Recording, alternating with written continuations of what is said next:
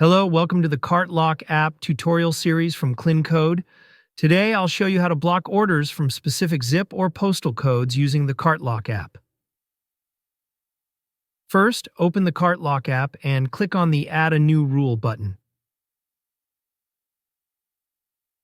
Next, click on the Add a New Condition button. From the available options, select the Zip or Postal Codes option. In the field provided, add the zip or postal codes you want to block. If you want to block multiple codes, you can enter them one by one, separated by commas. Also, you can utilize the exact match and partial match option based on your need. If you select exact match, the rule will block orders only if the customer's zip or postal code exactly matches one of the codes you've entered. If you choose partial match, the rule will block orders if the customer's zip or postal code contains any part of the codes you've entered. For example, entering 123 will block any zip code that starts with or ends with or contains 123. Like 71230 will be blocked because this number contains 123. Now make sure to give your rule a name in the rule name field for easy management.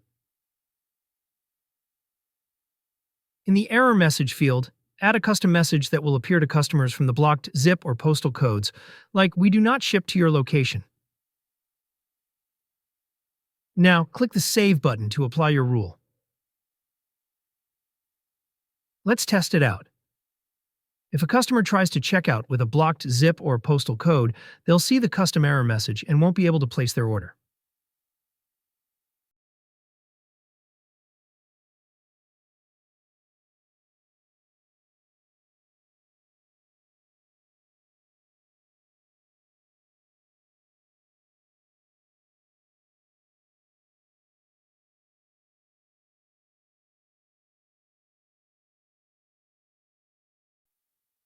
As you can see, I am seeing the error message.